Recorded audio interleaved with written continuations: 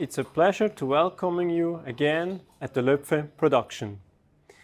In this video, I will show you the optical production in our clean room. Let's go inside and have a look to these interesting processes.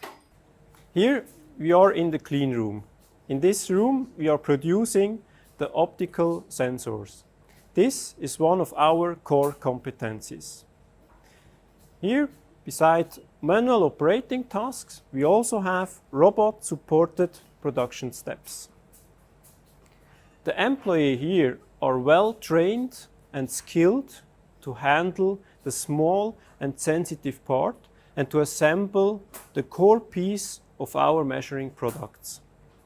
The optical sensor is the heart of our measuring technology. In the clean room, we process all necessary steps to reach the outstanding level of quality.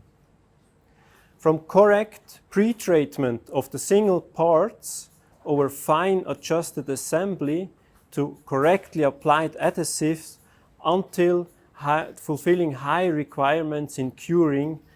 With these steps, we guarantee the high level of quality of our optical sensors. This was a glance to an important and very interesting part of our production, and I hope it was a pleasure for you to watch this video. Next time, I will introduce you to our assembly lines.